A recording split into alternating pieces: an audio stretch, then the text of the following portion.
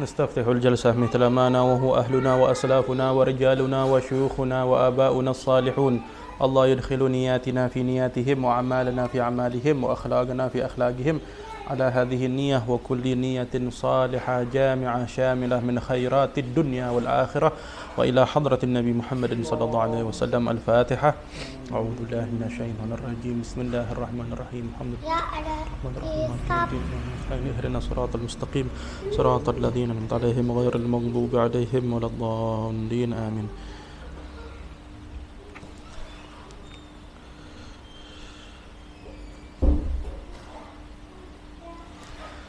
يا رب بالمصطفى بلغ مقاصدنا واغفر لنا ما مضى يا واسع الكرم. يا رب بالمصطفى بلغ مقاصدنا واغفر لنا ما مضى يا واسع الكرم.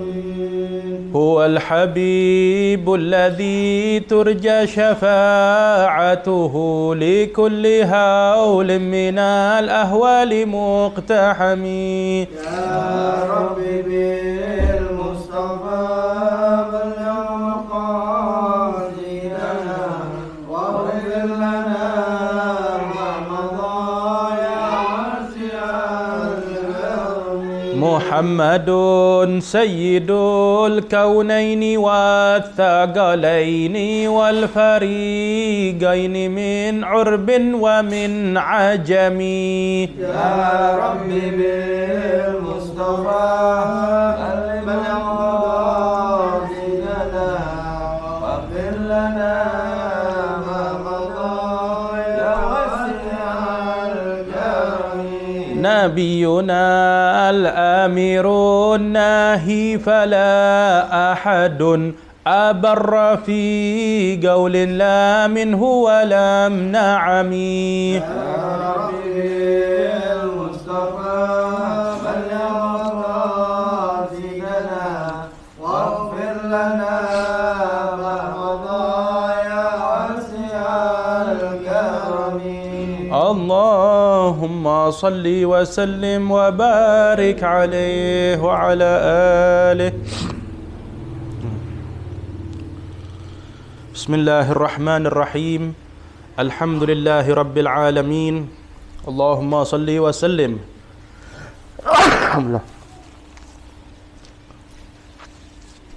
اللهم صل وسلم على سيدنا محمد الفاتح لما أغلق والخاتم لما سبق ناصر الحق بالحق والهادي إلى صراطك المستقيم وعلى آله وصحبه حق قدره ومقداره العظيم. أما بعد، نويت التعلم والتعليم والتذكر والتذكير والإفادة والاستفادة والحث على التمسك بكتاب الله وسنة رسوله والدعاء إلى الهدى والدلالة على الخير ابتغاء مرضاته وقربه وثوابه سبحانه وتعالى. الحمد لله. Ayuhal ikhwan hadirun rahimakumullah, kita dapat berkumpul kembali untuk melanjutkan kajian kita, pembacaan kitab Dalilut Talibin, begitu juga kitab Safinatun Najah. Kita sekarang berada di bulan yang mulia, yaitu bulan Rajab. Bulan yang Allah Ta'ala muliakan, bulan yang mulia yang bersambung antara bulan Rajab bersambung dengan bulan Sya'ban, kemudian bulan Ramadan. Ketiga bulan tersebut beruntun, yang semuanya adalah bulan yang sangat mulia. Karena Rasulullah SAW bersabda, mengatakan bahwasanya bulan Rajab dibandingkan dengan bulan-bulan yang lain itu bagaikan Al-Quran dibandingkan dengan kalam-kalam atau omongan ucapan selain Al-Quran. Bagaimana? Ketika dibandingkan antara Quran dengan ucapan yang lain, maka Al-Quranlah yang paling unggul, Al-Quranlah yang tidak tertandingi, Al-Quranlah yang nggak bisa satu makhluk pun untuk mendatangkan seperti Al-Quran. Ya. Sampai dikatakan Allah bahkan menantang, ya. Kalau memang silahkan datangkan satu ayat saja. Allah tantang satu ayat, bukan satu Quran penuh, tapi datangkan satu ayat yang seperti Al-Quran. Niscaya kalian tidak akan mampu. Ya. Nah, itu bulan Rajab dibandingkan bulan-bulan yang lain bagaikan Al-Quran dibandingkan dengan kalam-kalam yang lain. Kata Rasulullah SAW, adalah bagaikan diriku dibandingkan dengan para nabi yang lain. Ya. Para nabi dan rasul semuanya mulia. Tapi dari yang mulia semuanya itu, siapa yang termulia? Sayyidina Muhammad SAW. Begitulah bulan Sya'ban. Kemudian bulan Ramadan dikatakan dalam sabdanya Rasulullah, ya, dengan maksud bulan Ramadan untuk umatnya itu bagaikan Allah Ta'ala dibandingkan dengan seluruh makhluknya. Siapa yang Allah Ta'ala? Tidak ada yang menyamai satu sifat pun. Bahkan kemuliaannya Allah Ta'ala maha mulia. Ya. Begitulah keutamaan bulan Ramadan untuk umat Nabi Muhammad dibandingkan dengan bulan-bulan yang lain. Maka dari itu kita disuruh memohon agar diberkahi di bulan Rajab dan di bulan Sya'ban dan disampaikan kita di bulan Ramadan. Ya. Disuruh memperbanyak doa tersebut, doa yang diajarkan oleh Sayyidina Rasulullah SAW. Allahumma barik lana fi Rajab wa Sya'ban wa ballighna Ramadan. Ya. Ya Allah, berkahi kami di bulan Rajab dan Sya'ban dan sampaikan kami di bulan Ramadan. InsyaAllah dengan kemuliaan bulan-bulan tersebut, dengan berkat kemuliaan bulan Rajab ini, kita mendapatkan keberkahan yang lebih, mendapatkan rahmat yang lebih, diangkat derajat kita, dihapuskan dosa-dosa kita, sehingga kita berlanjut mendapat keberkahan yang bertambah di bulan Sya'ban dan Allah sampaikan kita di bulan Ramadan. Amin ya rabbal alamin. Dianjurkan di bulan Rajab memperbanyak istighfar. Karena dikatakan kalau bulan Rajab itu bulannya Allah Ta'ala, artinya di bulan tersebut kita disuruh memperbanyak istighfar. Siapa yang beristighfar, memohon ampun kepada Allah, Allah jadikan dari segala kesempitan, temukan jalan keluar dari segala kesempitan yang dia alami. Allah ruaskan rezekinya dan Allah berikan rezeki dari arah yang tidak dia sangka. Barang siapa yang melazimi istighfar.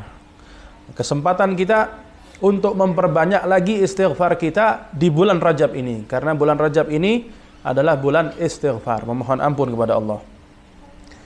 Barang siapa yang bisa istiqamah 1000 kali setiap harinya, maka Allah akan meluaskan rezekinya. Ya.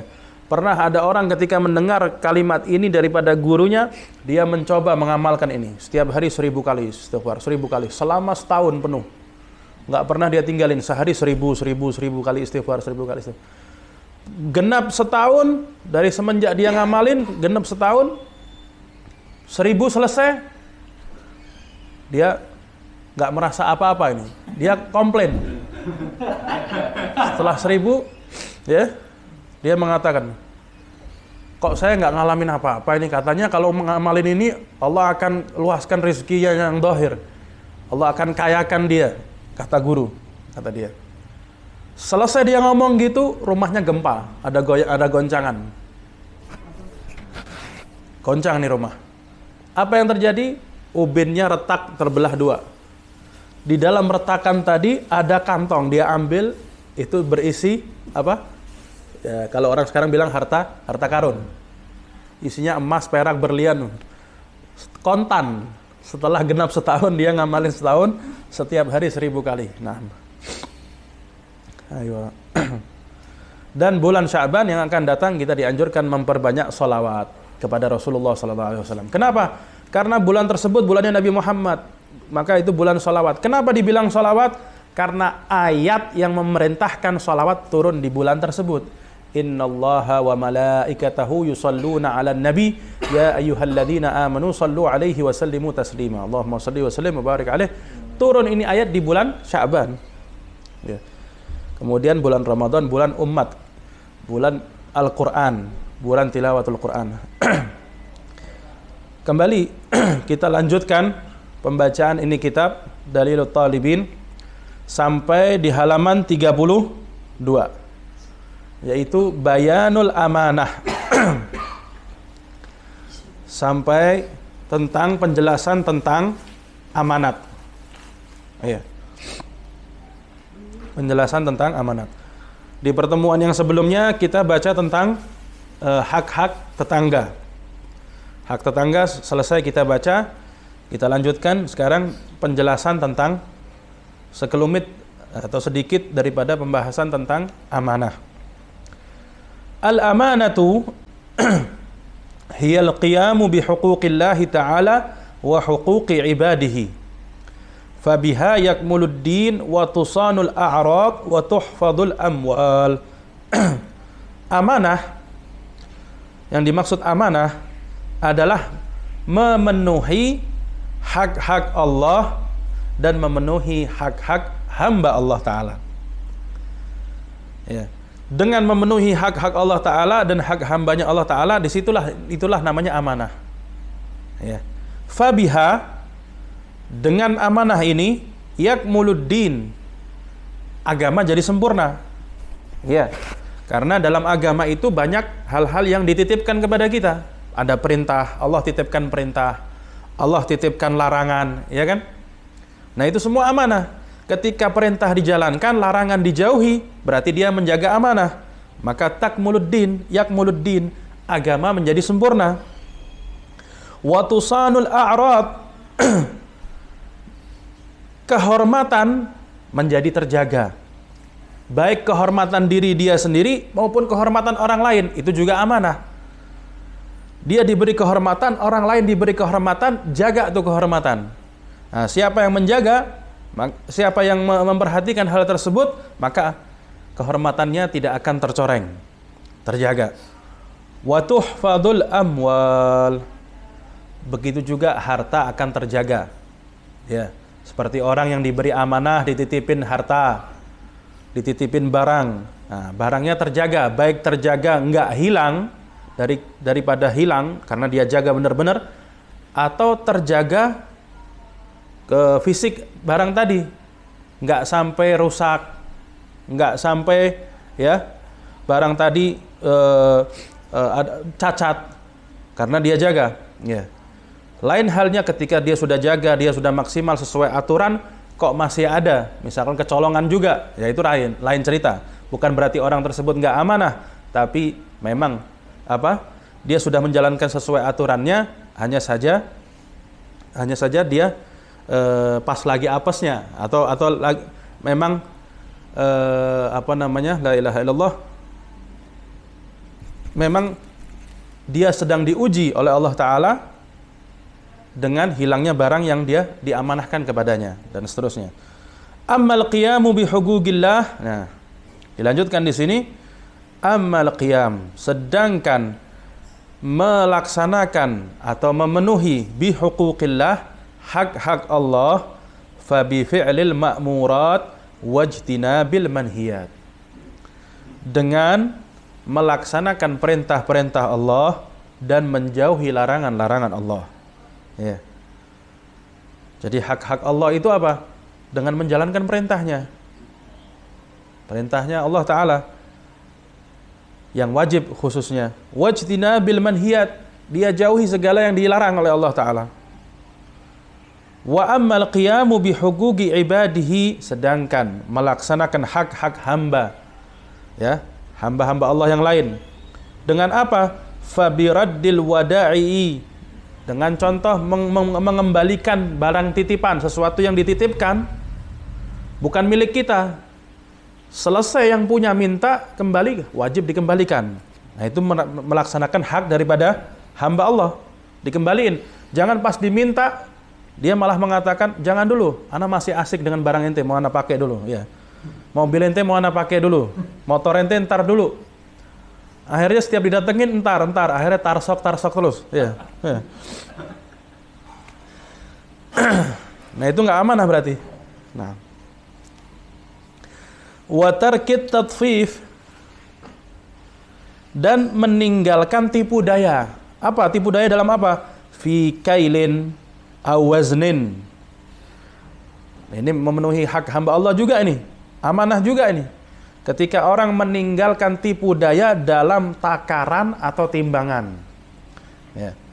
Kita punya usaha, kita jual beli, yang di situ barang kita dijual dengan takaran atau timbangan, maka di situ ketika kita menjauhi tipu daya, maka di situ kita amanah. Manakala kita mencari cara supaya bisa mendapat untung berlebihan daripada timbangan, sehingga ada tipu daya di situ, berarti kita tidak amanah. Naudzubillah min dzalik. Allah jadikan kita hamba-hamba Allah yang selalu amanah. Amin. Ya, timbangan. Bahkan orang-orang yang sangat hati-hati itu setiap nimbang, dia ada perasaan dia untuk hati-hati, mungkin timbangan bisa salah. Jadi nggak dipas sama dia, dilebihin dikit. Bagi orang-orang yang berhati-hati begitu. Misalkan timbangannya sekilo, dia timbangannya udah pas kilo, dilebihin dikit sama dia. Supaya apa? Menjaga. Takut-takut yang salah timbangannya. Jangan-jangan masih kurang. Ya. Dia hati-hati. Untuk hati-hati saja. Itu orang-orang yang warak begitu.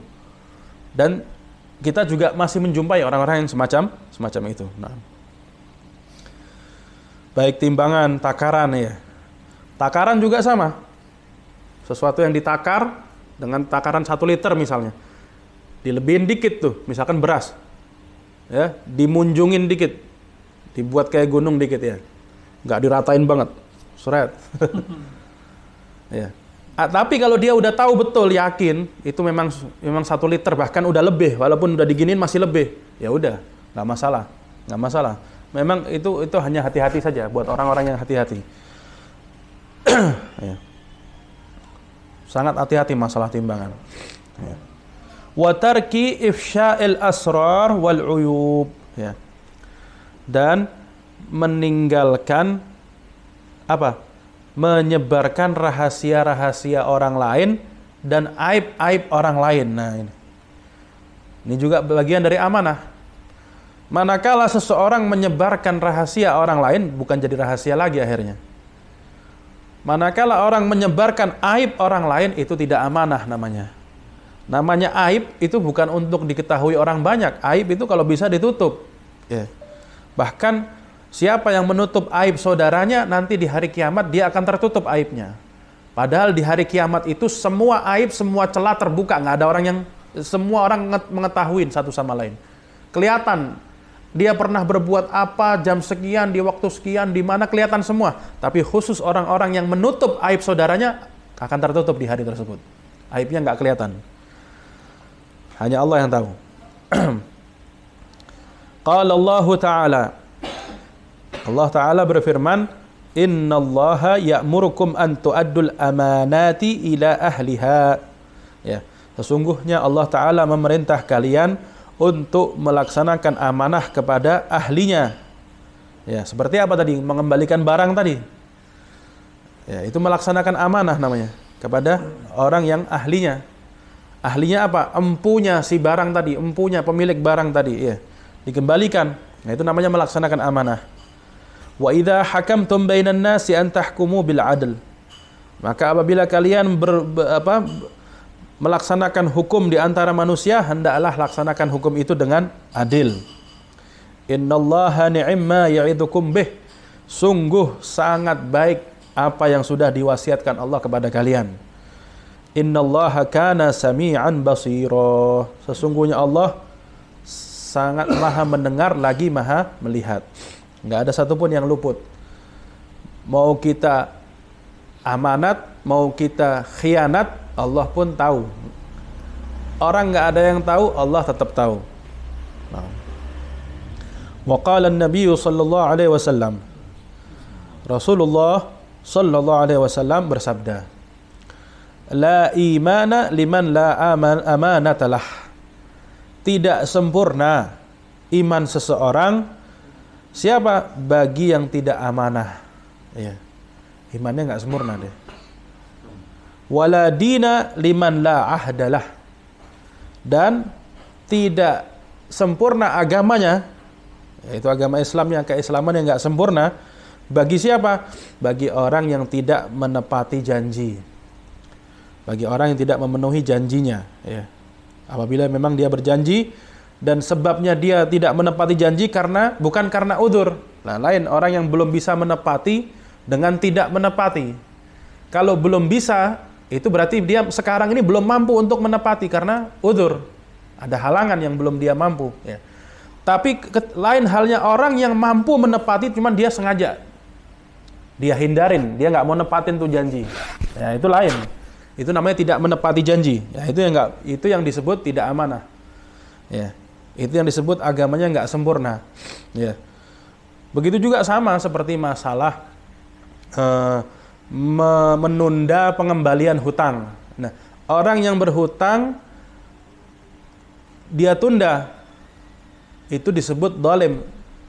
Nah, ini maksudnya gimana? Bagi yang sudah mampu untuk mengembalikan tapi dia tidak mengembalikan. Lain orang yang berhutang, dia belum mampu untuk mengembalikan, nggak ada kemampuan. Nah, ini bukan menunda, memang dia nggak ada kemampuan. Apa yang mau dikembalikan? Kan nggak ada ya. Beda dengan orang yang mampu. Nah, sampai disebut matlul ghani dzulmun.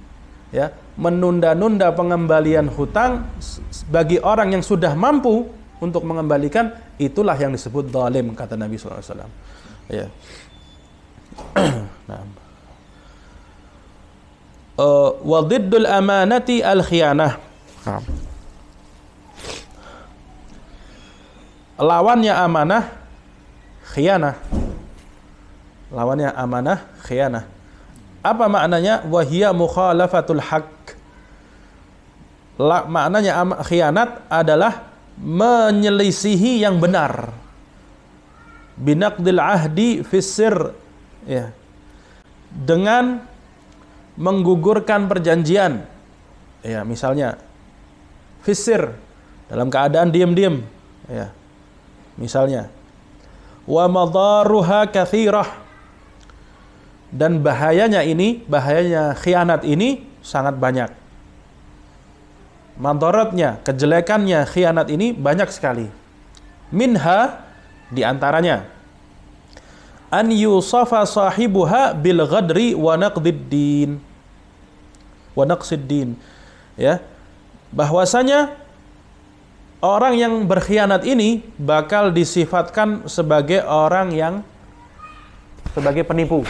Misalnya, akan disifatkan sebagai orang yang menipu, nggak amanat, khianat, atau orang yang sering menghindar, tidak menepati janji. Ya.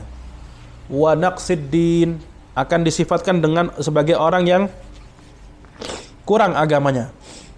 Wa dana'atin nafsi, ya, memiliki jiwa yang buruk, jiwanya sangat buruk.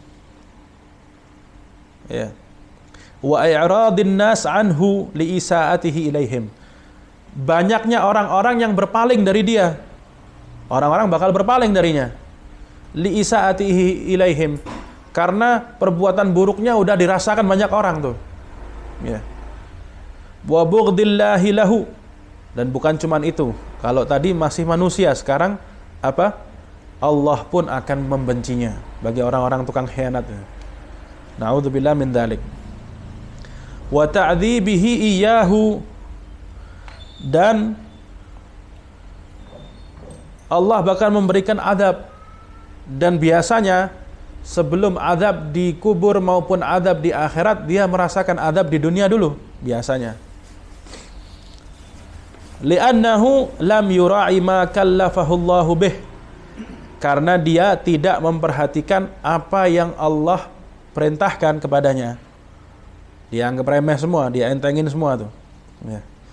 Qala Allah Ta'ala, Allah Ta'ala berfirman, ya ayyuhalladzina amanu la takhunullaha war rasul. Ya. Wahai orang-orang yang beriman, jangan kau khianati Allah dan Rasul. Wa takhunu amanatikum, dan bukan cuma di situ, kau pun mengkhianati amanah-amanahmu.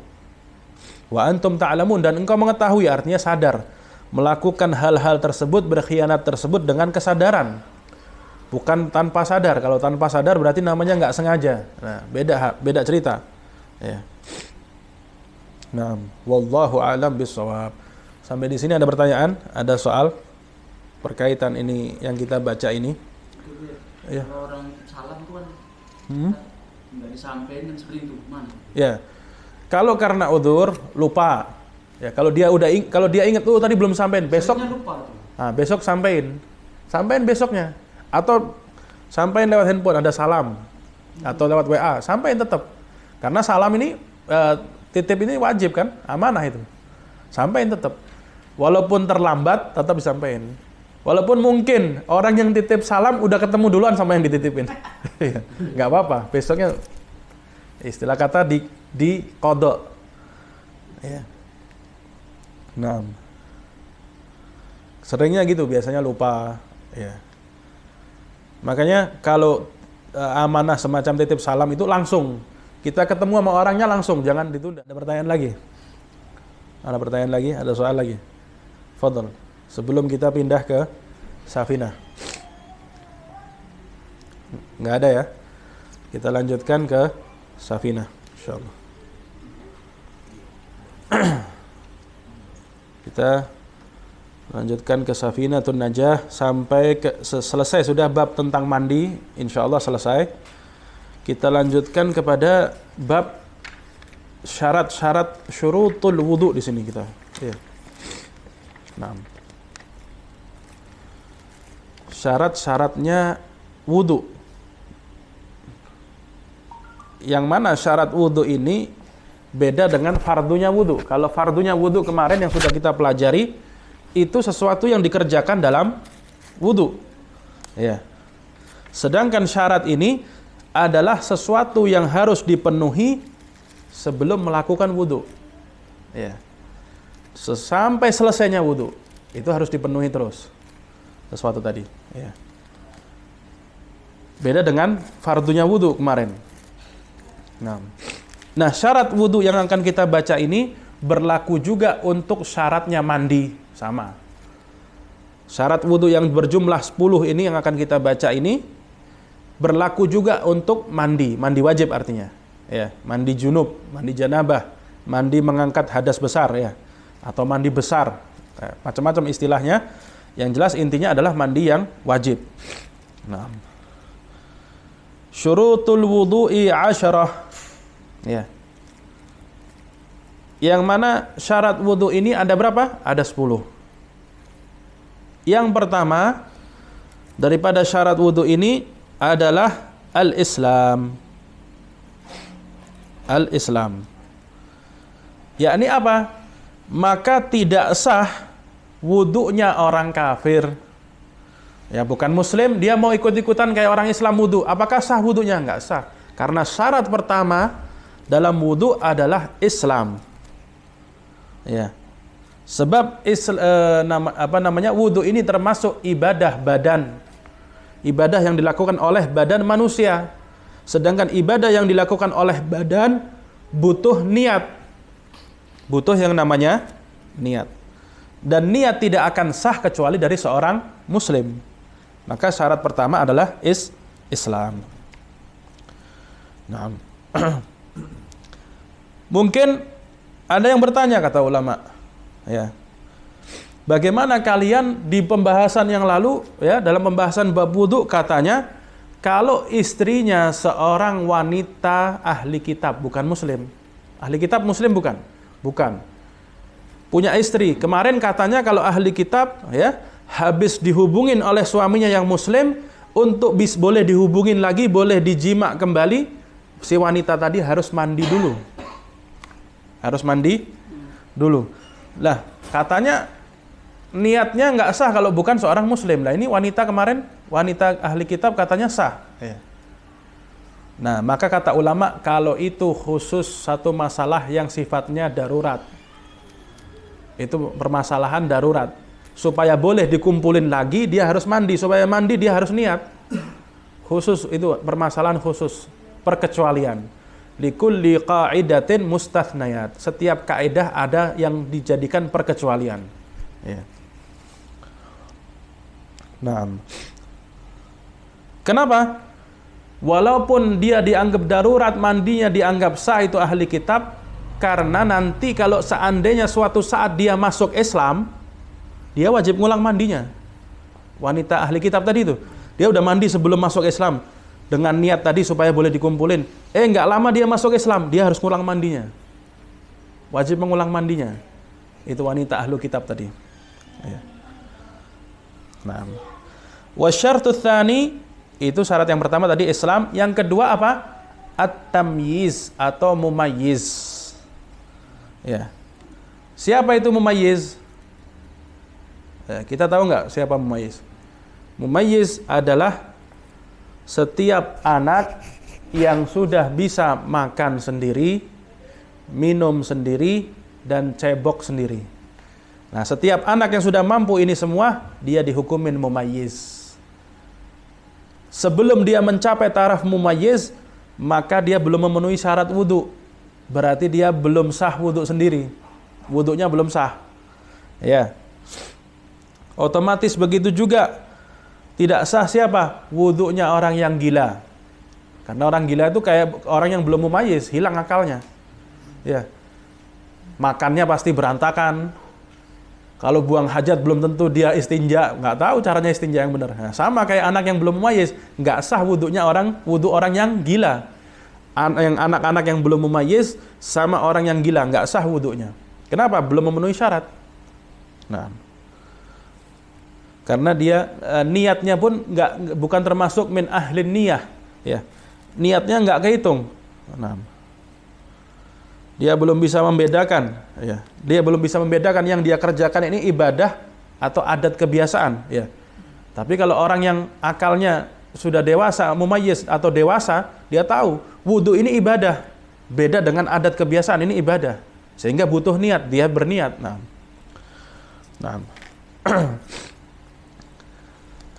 Kedua syarat ini, ya, Islam dan tamyiz ini adalah dua syarat setiap ibadah yang butuh akan niat.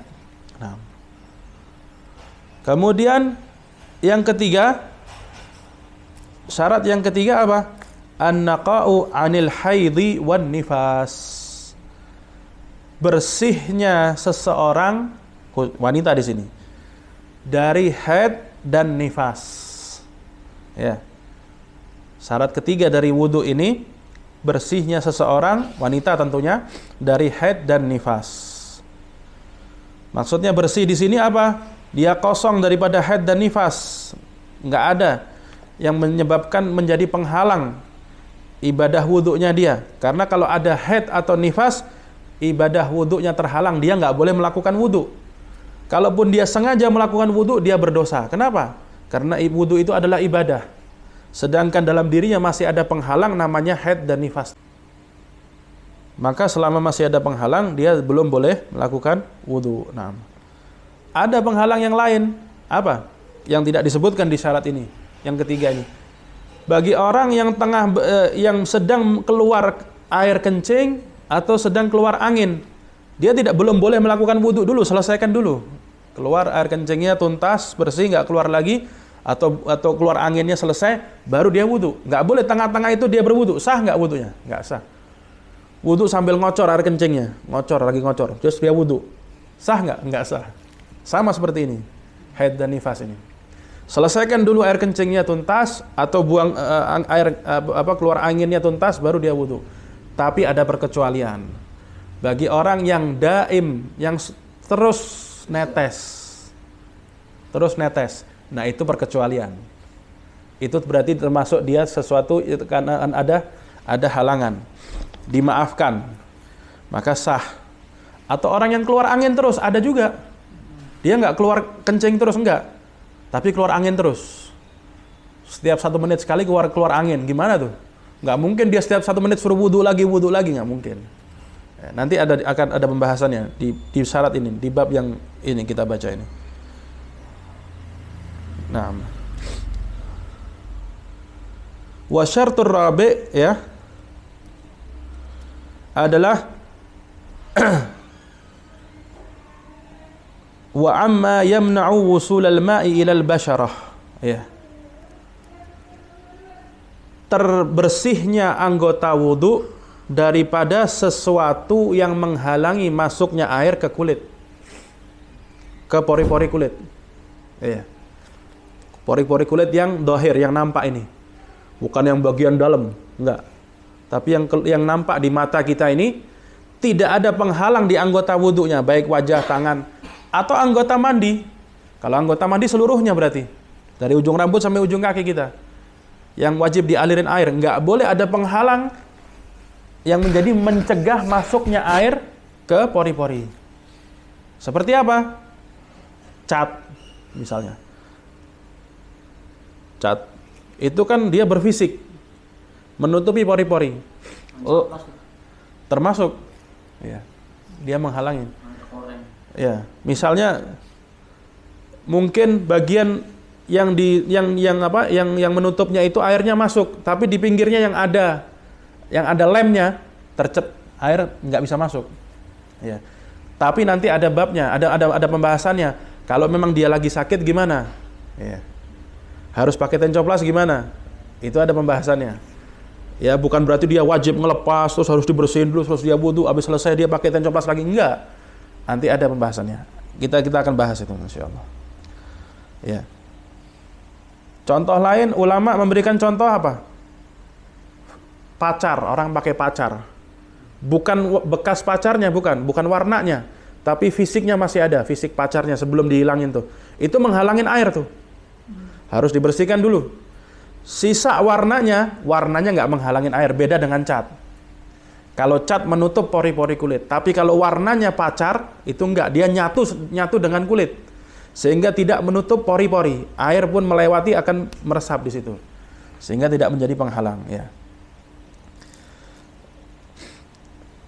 Nah, kalau cat dia menghalangi. Kalau cat ya, atau kitek, ya kitek yang biasa dipakai orang wanita itu menghalangi, wajib dihilangkan, kecuali dia dalam keadaan haid dan nifas, dia nggak wajib wudu, silahkan pakai kitek. Ya. Maka pakainya di masa-masa itu aja, ya. Daripada dia repot ngilangin terus tiap mau wudu, ya, dan seterusnya. Dan penghalang-penghalang yang lain, sisa makanan yang ada di balik kuku, ya.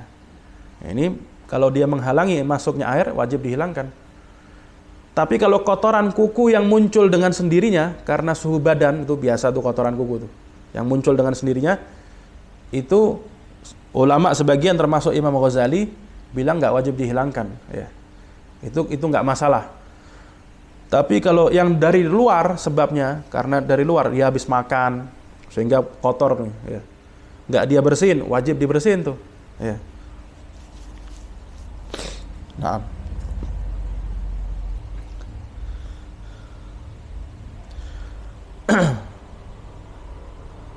Wa syartul khamis, syarat yang kelima, tidak adanya dalam anggota badan atau anggota wudu, ya, sesuatu yang merubah sifat air. Ya, tentunya perubahan air tadi dengan perubahan yang total. Artinya total gimana? Akan mencabut nama air tadi. Misalkan, ya, contoh merubah sifat air secara total itu gimana? Air putih misalnya. Disebut air nggak itu? Sebutnya air nggak? Air, ya. Dimasukin nutrisari, terus diaduk. Masih disebut air nggak? Hah? Masih nggak? Enggak. Disebutnya sirup. Nama airnya kecabut udah, ya. Berarti sudah bukan air lagi dia. Berarti berubahnya total nggak? Total. Kenapa? Tidak terpisah lagi antara nutrisari dengan air, udah nyampur jadi satu. Tidak bisa terpisah. Tidak bisa dibedakan mana air, mana nutrisari. Enggak, udah nyampur. Nah, nama airnya pun kecabut. Ya. Maka kalau seperti itu perubahannya nggak boleh. Di anggota badan ada nutrisari ya misalnya. Terus dia wudu. Terus air yang buat ini kecampur terus berubah airnya menjadi seperti nutrisari. Nah, itu nggak boleh. Tapi kalau berubahnya tidak total, sehingga nama air masih ada, masih disebut air, walaupun ada misalkan pewarna, ada warna sedikit di anggota badannya nyampur dengan air tapi nggak merubah secara total daripada air tersebut, maka nggak apa-apa. Boleh, masih boleh. Ya. Masih boleh.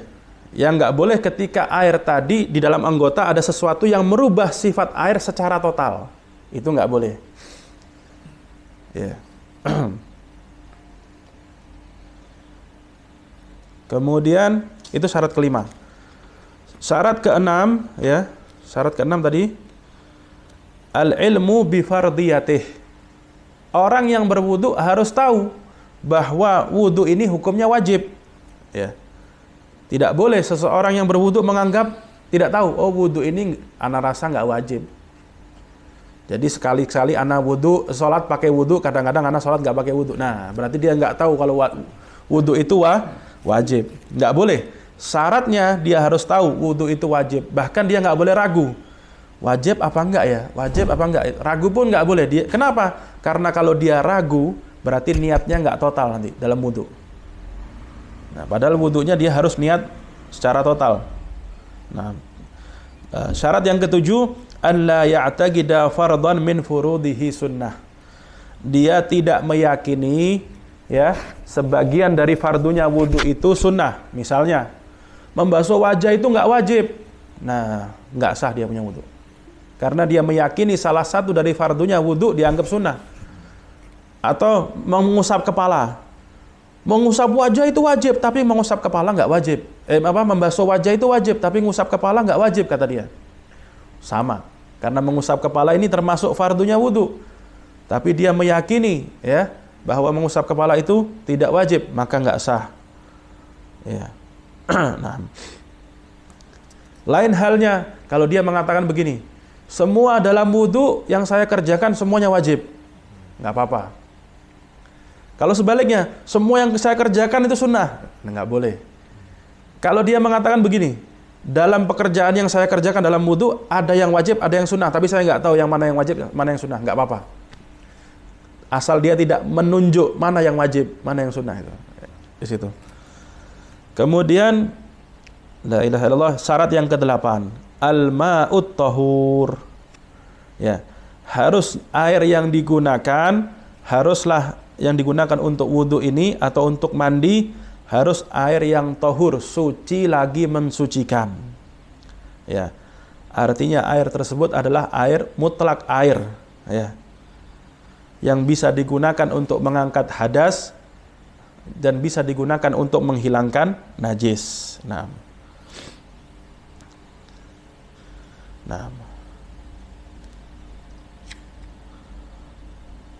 Sampai di sini, ini syarat wudu 8, masih ada tambahan 2 lagi. Tapi yang 8 ini untuk orang yang normal. Orang yang sehat-sehat aja, syarat wudunya 8 saja. Tapi bagi orang, ya itu tadi, yang daimul hadas, selalu berhadas, kencing, terus netes, terus kerannya dol. Ya, diibaratkan kerannya dol. Atau orang keluar angin terus. Atau orang yang istihadah, dia nggak haid tapi keluar darah terus, bukan haid tapi darah penyakit, ya. Maka dia keluar terus, namanya ini daimul hadas. Ada tambahan 2 syarat lagi, syaratnya tambah 2 lagi, ya. Apa yang berikutnya adalah la ilaha illallah, dukhulul waqt, masuknya waktu. Masuknya waktu sholat.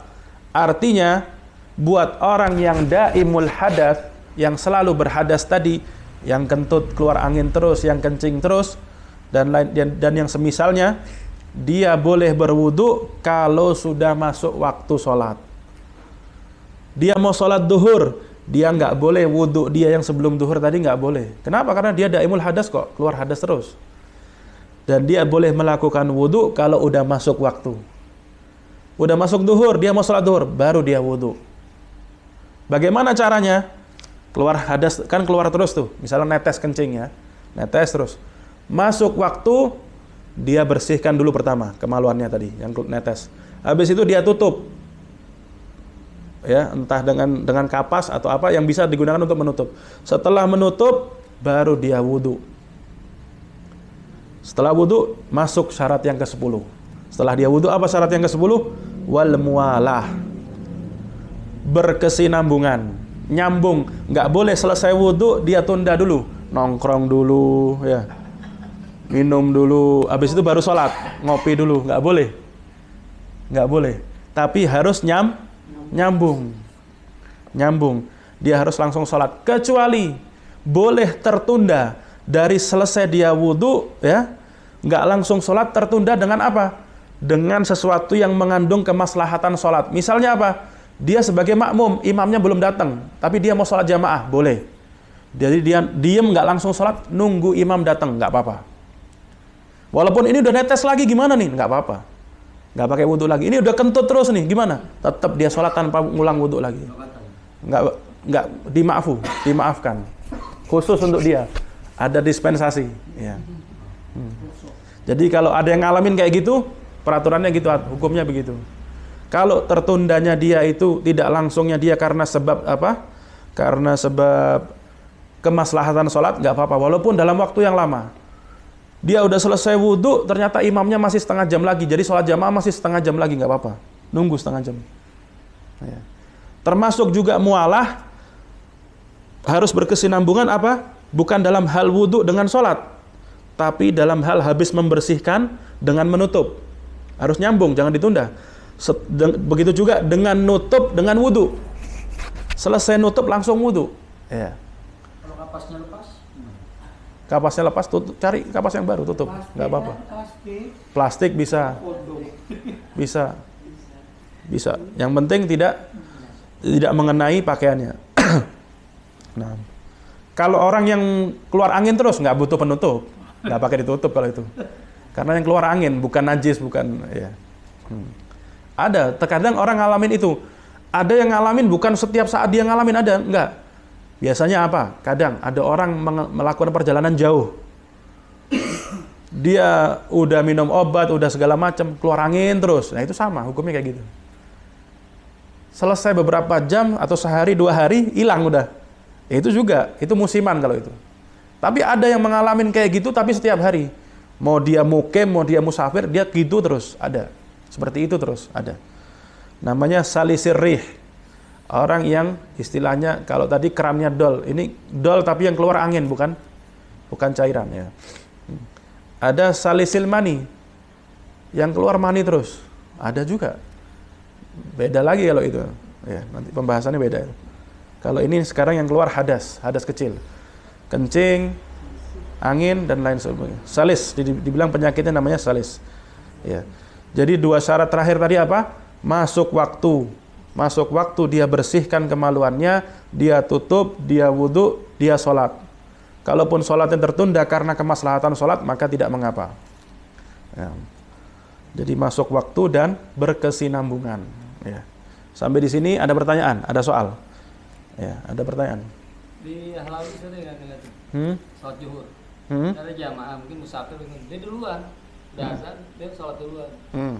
Berjamaah 3 orang. Habis begitu dapat 2 rakaat di sholat, qomat yang dia lalui ini ambil saja qomat. Jadi sih terusin aja, nggak ikut bareng yang berjamaah yang dia lalui itu. Itu gimana Ustaz? Kalau dia mendirikan sholat ada maksud, ada hajat, ya nggak apa-apa, nggak harus menunggu. Apalagi kalau dia sholatnya di qasar,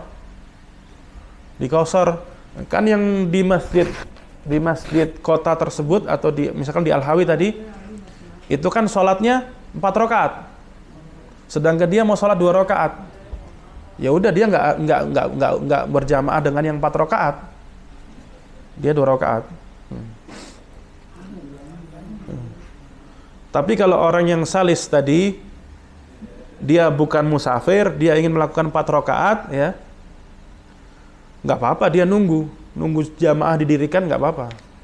Atau dia ada hajat, kalau dia nunggu kelamaan nih, misalnya masih 20 menit lagi baru sholat, dia ada hajat, ada perlu yang nggak bisa dia mau sholat duluan, boleh. Tapi diusahakan sebisa mungkin dia tetap berjamaah walaupun cuma berdua, bertiga. Tetap berjamaah. Jangan sholat sendirian kalau bisa. Ya.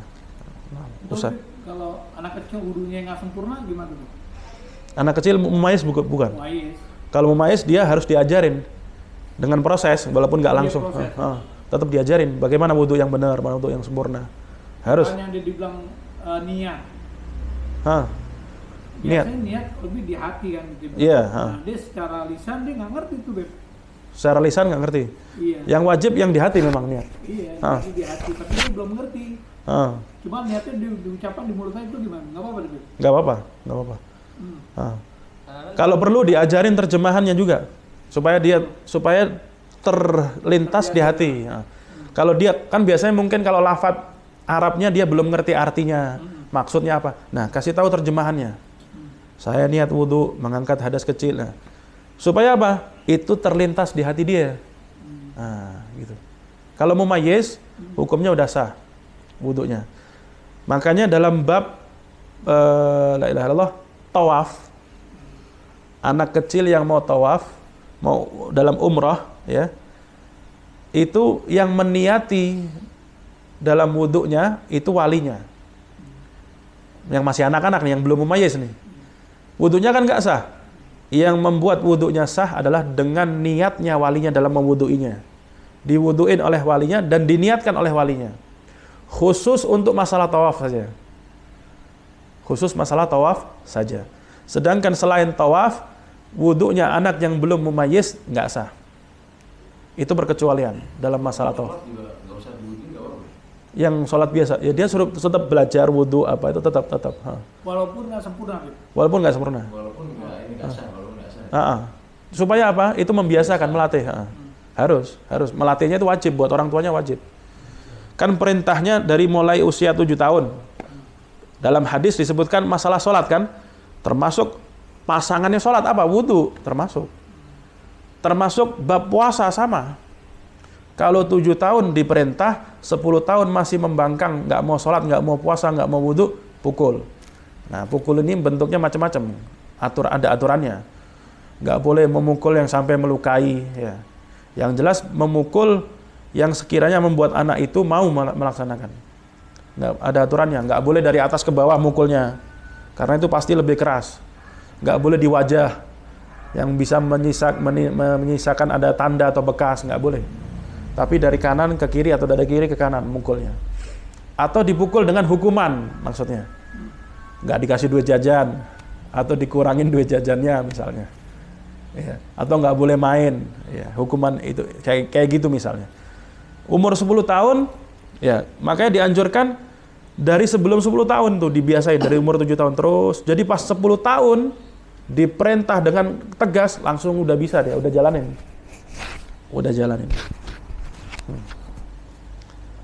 Ada pertanyaan lagi? Ada soal? 7 tahun tuh kalau udah tamis boleh, Pak? Boleh apa itu? Tamis dia. Boleh apa? Wudu? Maksudnya dia sholat sendiri ke anak, kadang-kadang. Sholat sendiri kalau dia tahu, udah benar caranya, sudah paham, harus diajarin memang, harus diajarin. Umur 7 tahun, mulai 7 tahun diajarin tuh. Kalau bisa dari sebelumnya, ngajarinnya, perintahnya mulai 7 tahun. Jadi begitu dapat perintah dia udah tahu. Apalagi pas masuk 10 tahun perintah yang tegas tadi itu, dia sudah lebih tahu lagi. Masalah boleh apa enggak ya memang dari sedini mungkin dia untuk bisa praktek wudu, bisa praktek sholat. Ya. Tapi sah atau tidaknya wudu dihitung semenjak dia mumayyiz. Oh umur 6 tahun misalnya. Tapi dia udah bisa makan sendiri, minum sendiri, cebok sendiri. Umur 6 tahun, udah dianggap mumayyiz. Nggak nunggu 7 tahun. Ya. Cuman kata ulama, umumnya dianggap mumayyiz itu biasanya di usia 7 tahun. Mulai 7 tahun. Tapi kalau 7 tahun belum bisa cebok sendiri, makan masih disuapin, minum disuapin, ya belum mumayyiz itu. Ya. Nah, Allah berikan kefahaman atas apa yang kita pelajarin dan berikan kemudahan untuk mengamalkan ya apa yang telah kita faham. InsyaAllah menjadi sebab bahagianya kita fid din wa dunya wal akhirah.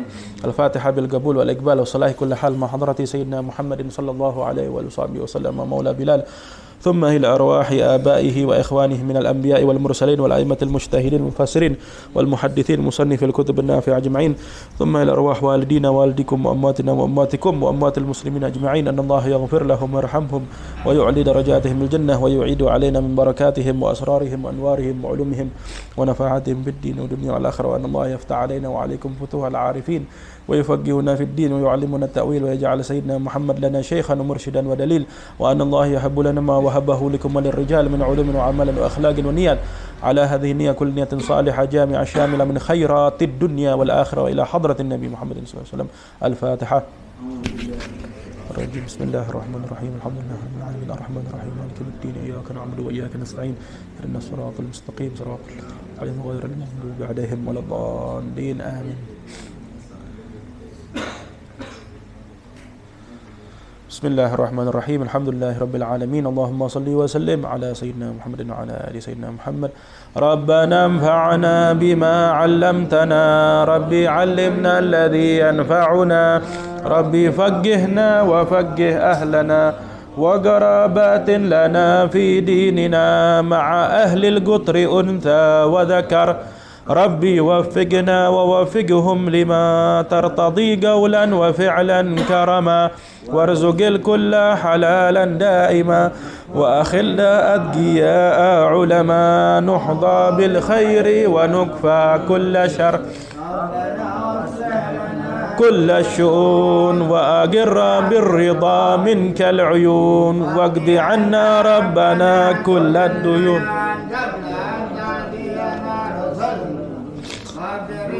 أنت أكرم من ستر، وصلاة الله تغشى المصطفى، من إلى الحق دعانا والوفا للناس شفاء، وعلى الآل الكرام الشرفاء، وعلى الصحب المصابيح الغرر. اللهم اهدنا بهداك، واجعلنا ممن يسارع في رضاك، ولا تولنا وليا سواك، ممن خالف أمرك وعصاك. حسبنا الله ونعم الوكيل، بالله العلي العظيم. صلى الله على سيدنا محمد وعلى آله وصحبه وسلم، والحمد لله رب العالمين. أبدا عدد خلقه ورضا نفسه عرشه ومداد كلماته، يا ربنا اعترفنا بأننا اقترفنا، أننا أسرفنا على لظى أشرفنا، فتب علينا توبة تغسل لكل حوبة، واستر لنا العورات وآمن الروعات، لوالدينا ربي ومولودينا، والأهل والإخوان وسائر الخلان، محبة أو جيرة أو صحبة، والمسلمين أجمع، آمين ربي اسمع، فضلا